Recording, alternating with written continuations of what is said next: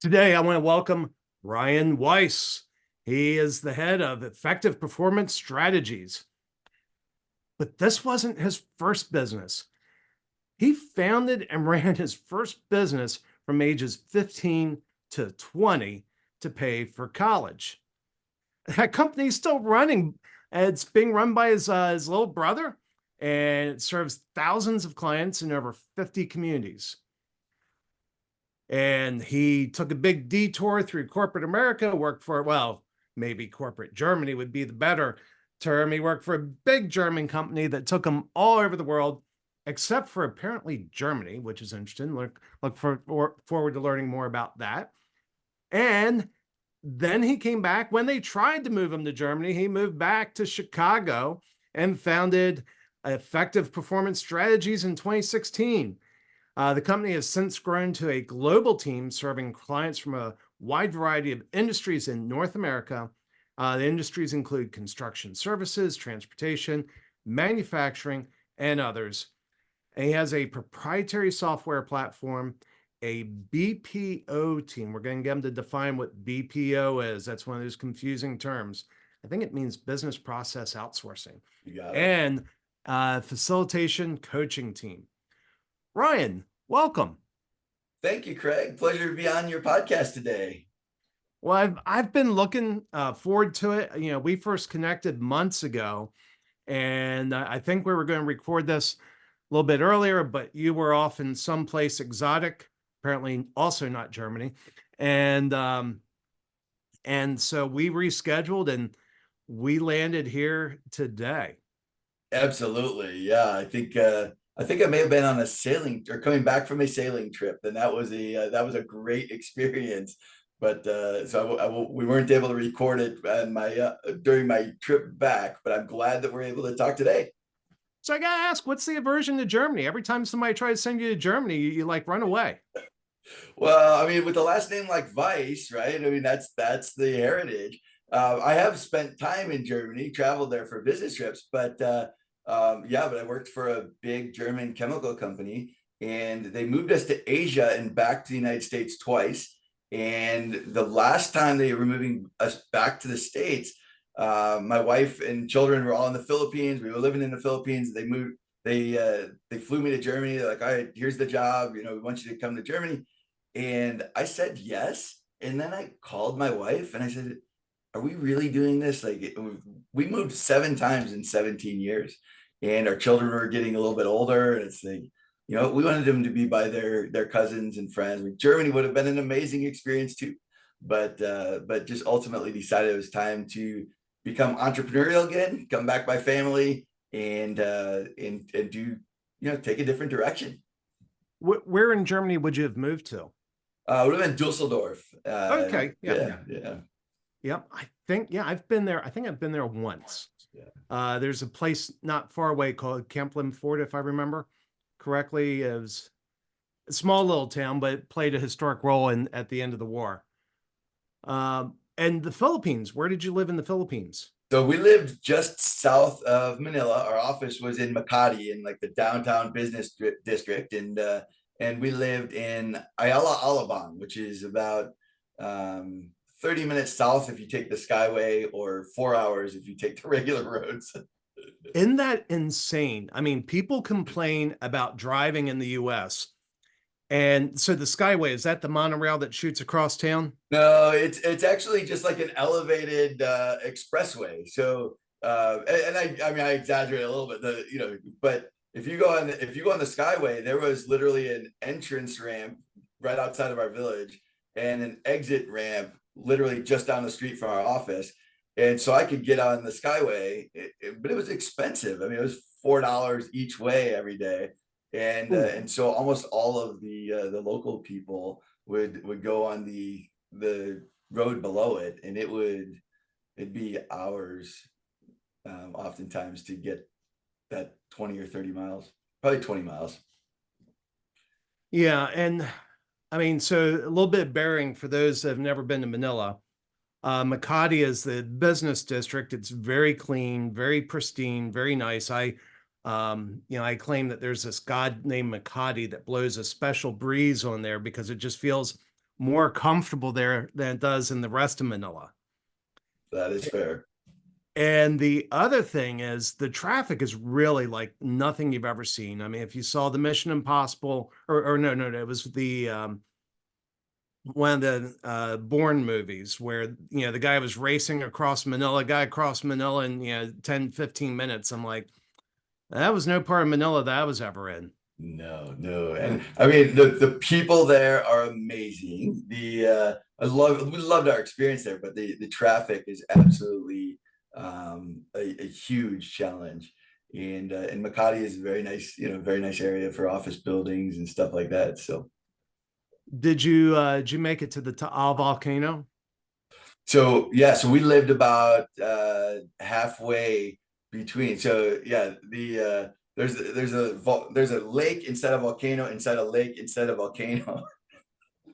And there's some pretty cool stuff. I mean, it's an interesting experience, a cultural experience to live there. Yeah. Well, probably real close to where you lived was one of the scenes from the movie Apocalypse Now.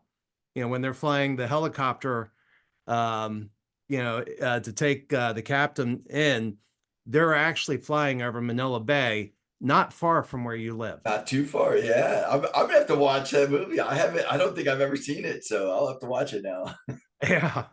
So, so you lived there and you lived in Singapore. What was Singapore like? Did Singapore is it's like living in Disney World.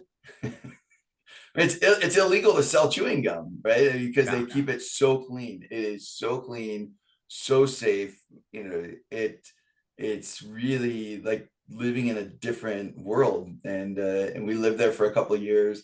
Our three oldest children went to school there at the very early in their very early years, and that was a very different experience. So we never owned a car in Singapore. We always took public transportation, taxi, like very, very clean, very safe, and a very different experience for sure.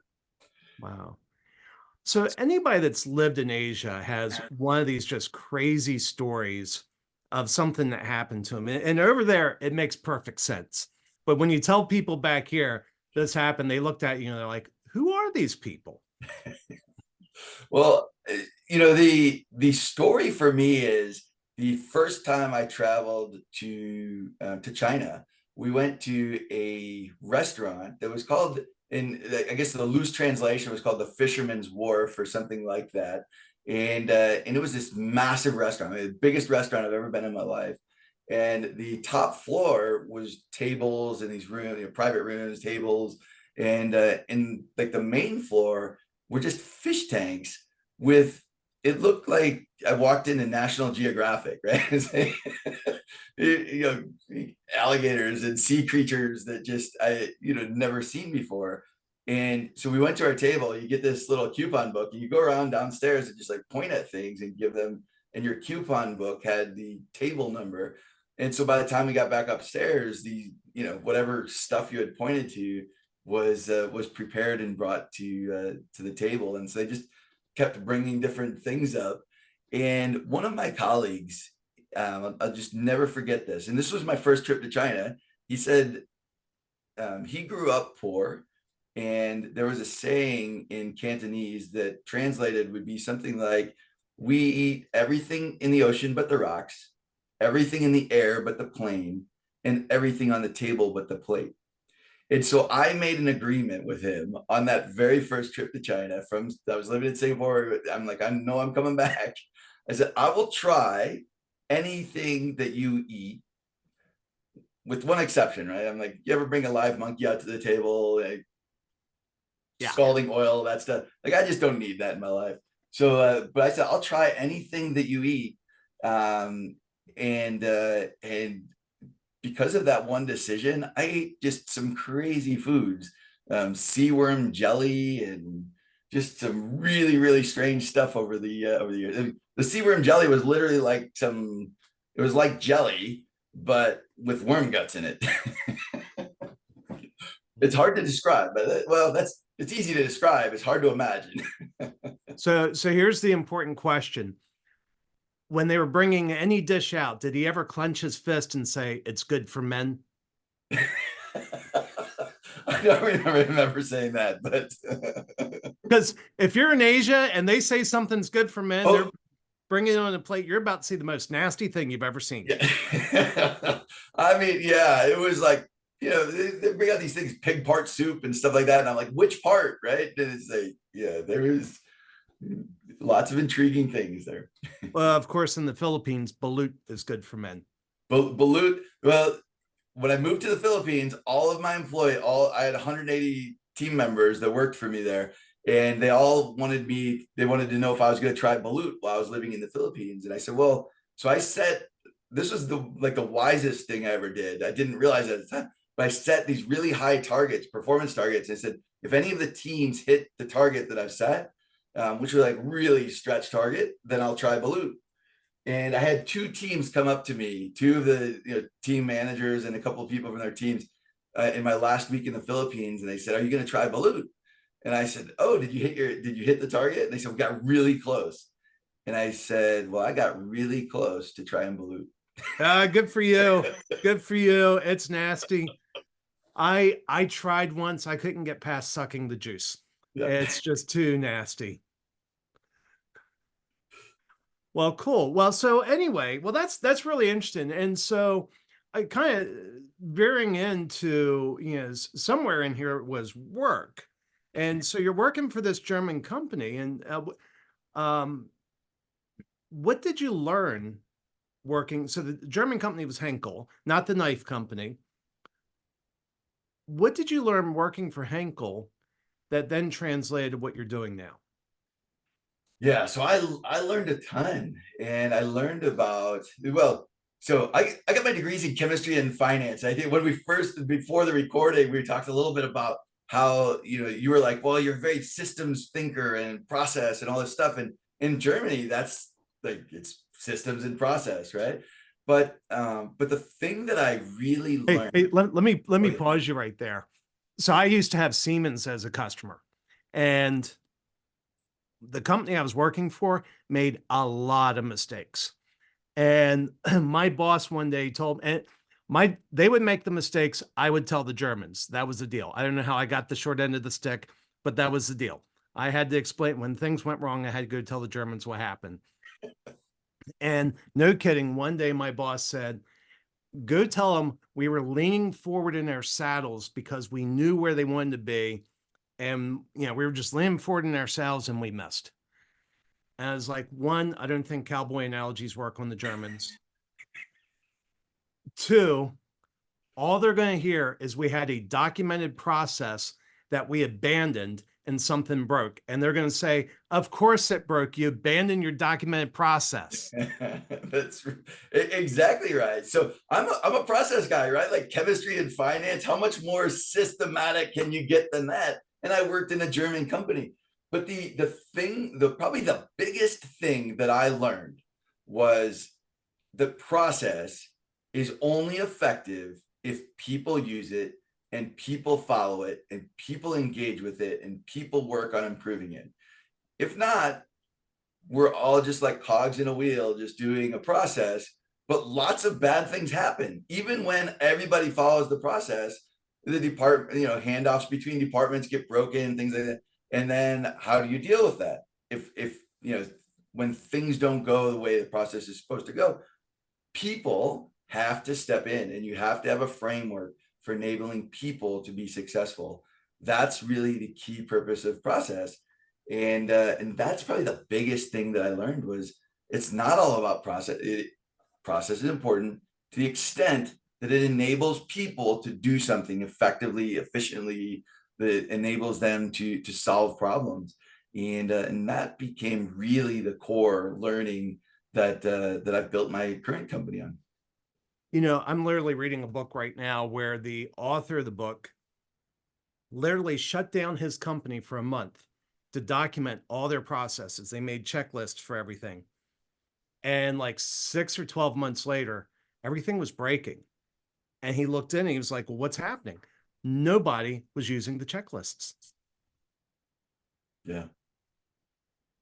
So that's so key.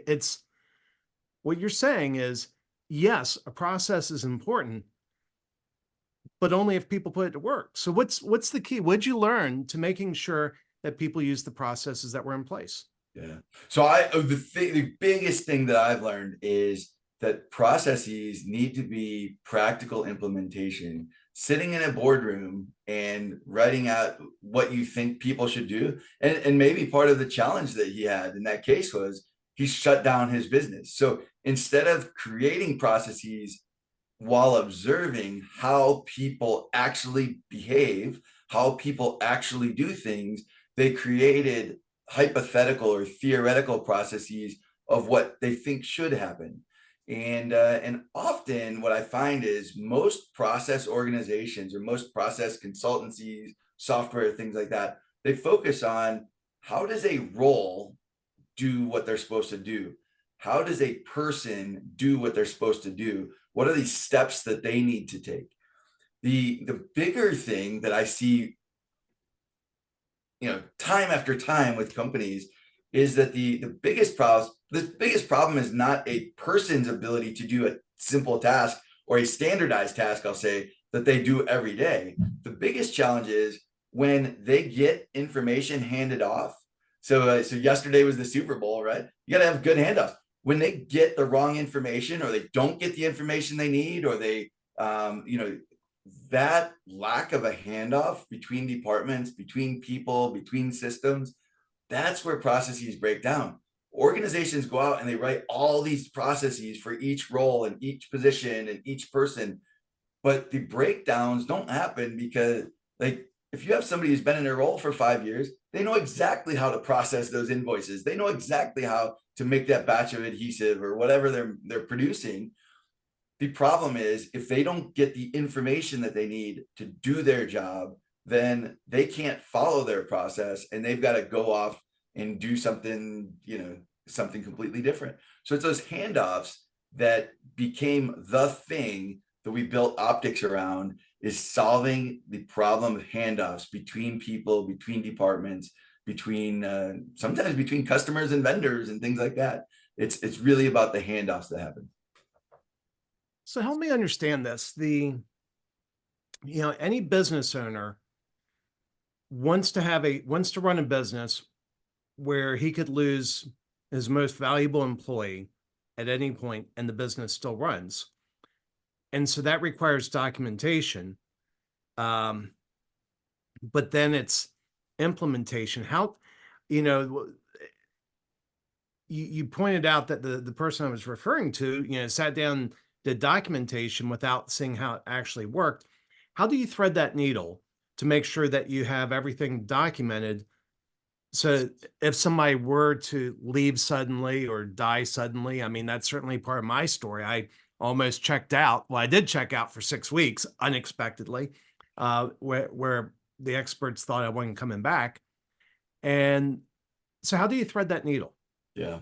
So typically with clients, I've got a 5-step process. The first thing is, um, we don't start with documenting a process that a person does. What we do is we create something, and I'm going to use a wonky acronym here, but we use a framework or a picture called a SIPOC. And that acronym stands for suppliers, inputs, process, outputs, and customers. And I first learned about this tool back when I was taking the Dale Carnegie training. Well, I didn't learn about it from Dale Carnegie. I learned about it at the same time that I was taking Dale Carnegie training. And it is the most powerful tool that I've found. And it's very, very simple to take people through and look at what are the key steps of this process? What inputs do you need to make your process work? What outputs do you create from your process, and who needs those outputs? And then what are those inputs and who supplies those inputs to you? So the first thing we start with is it takes us 60 to 90 minutes to kind of put this map together.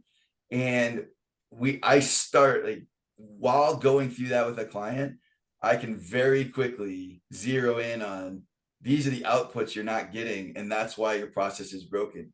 This is the process step you're struggling with to do consistently. These are the people who are frustrated because they're not getting the stuff that you need. These are the people, these are the departments or people that are frustrating you in your process. And that 60 to 90 minutes sets the framework for everything else that we do, because it's not just about process, it's about people and process. And that's the gap that almost all organizations miss when they're trying to document process. They document process and they forget about the people. So that suppliers and customers and process, those three things together is where the intersection happens. And that's where the pain is happening in most organizations. Now, most business leaders are going to like slam their fist on the table and say, I care about my people. I listen to my people, but there's still a gap. What's the cause of that gap? What's the blind spot? The blind spot is that you've got to intersect people and process. You can hire Dr. W. Edwards Deming, right? He's a quality guru from decades ago. The quote on his website, I think up until today, I haven't checked it today, but is a bad system will beat good people every time. A bad system will beat good people every time. So you can love your people and hire in the best people. And I had a CEO actually of a company a couple of years ago. He said our problem is not our process. Like our problem is that our people aren't really motivated and they're not engaged. And so I said, oh, do you hire people who are disengaged and not interested in working for your company? Are those the types of people you hire? And it went silent just like that. Right? No, he would go out and recruit and hire talented people, but his team had become frustrated. And people without good processes, you've got to do both. And so a lot of times process consultants, they focus on process and they're like, oh, how are we going to solve your process problems? You have people consultants, you're like right people in the right seats and bringing in the right people, recruit the right people for your culture, all these things. You've got to blend these two things together. And that SIPOC tool, that SIPOC framework, I've done, I haven't counted them, but it's well over 1,000 by this point in my life. And I've done them in Mandarin Chinese through translators. And that CEO of that company looked at me, he said, you now understand my business better than my people. Right? That was after an hour and a half meeting with this guy. The thing is that understanding the intersection of people and process is the thing that I see organization after organization struggle with, and we've got some simple steps and frameworks for helping people to solve it. That's very cool. Now, a term you used a few minutes ago was optics. What's optics? What's it mean? Why do we care? Yeah. So optics, I stumbled upon this word about 2.5 years ago. I was like, I've got this system, I've got all these ideas. The word optics has two definitions, and it encapsulates the things I was just talking about. The first definition that a lot of people think about, they think about, glasses and the study of light and maybe physics, right? Or a gun, the sights on a gun or things like that. Very technical things about focus and all these technical parts of the study of light. But there's a second word of optics, and the second word, or second definition, I should say, which is the perception of people about a situation, or the perception of a situation. You might say, what do the optics of that situation look like? How would people perceive it? And it's used in politics or sometimes in companies as they're thinking about spending money or buying things or investing. So it has these two meanings. One of them is about this very technical stuff of process, and one of them is about the perceptions of people. And it's that intersection that I am so passionate about, of helping people and process come together in a practical way that people will actually do. Because if it's not practical, nobody's doing it. Yeah. Yeah. And that's so key. I mean, that's so incredibly key. And it's one of the things I heard you say a few minutes ago was when you're building these processes, you have to do it with the people. If you're sitting in an ivory tower and you hand things down, I mean, think about any of us. think about any of us. When we have a hand in the development of it, we own it. Mhm. And so, I mean, I help folks with marketing. And one of the things I've learned is if I want people to take, my advice, the best way is if they think it's their advice. Yeah. I have a patent. I have a patent that I got very early in my career with a customer, and it's a joint patent. My name's on the patent between our company and the client's company, and the thing that clicked in my brain. I was reading about I forget who it was. I think it was Carnegie and Henry Ford. Like I think it was Carnegie had a locomotive he wanted to sell to Henry Ford, and he parked it on the railway outside of Henry Ford's office, and he named it the Henry Ford. Right? It was like the Henry Ford, just big letters on the side of it. He named the locomotive after Henry Ford, and I may have a name wrong in there, but I read about this story, and we called this little plastic gauge that we created together as our company, we called it the Warren gauge. It was named after the top supervisor adjuster person at the company that was part of the team. And it was at that moment when people in their company started calling it the Warren gauge. That was the moment when people started adopting it. And when he was out there promoting it was his idea, right? It was no longer about the statistics. It was no longer about the math. It was, hey, this is the Warren gauge. And when people started calling it that, it started just spreading like crazy because he was engaged and he was excited about sharing it. If I would have called it the Ryan gauge, nobody would have used it, right? Yeah. So let me ask something real practical. As a marketing guy, I always try to distill things down to, just kind of simple um, things. When people bring you on board, what is the tangible thing that happens to their business? Yeah, when people bring me on board, we very quickly assess and identify key gaps in that intersection of people and process. And what happens is they may need some coaching for some of the people. They may need some coaching and help. We work on workflow automations and how do we eliminate the need for handoffs.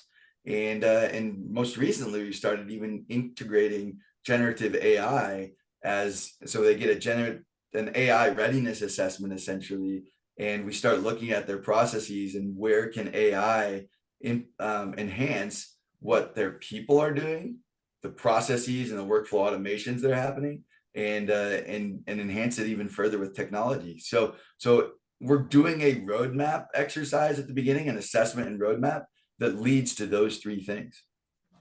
Excellent. Now, if somebody wants to reach out to you, how do they find you? Yeah, the best way I'm on LinkedIn, Ryan C. Weiss. So I put my middle initial in there. Part of the reason I do that is I know who the spammers are because they'll say "Dear Ryan C." and all the reach out messages, and I know that that's coming from a bot, not from a human. So, but if you connect with me, Ryan C. Weiss on LinkedIn, or if you want to check out our company, it's epsoptics.com. Ryan, this has been so interesting. Thank you for coming on Leaders and Legacies. Thanks for having me, Craig. I appreciate it.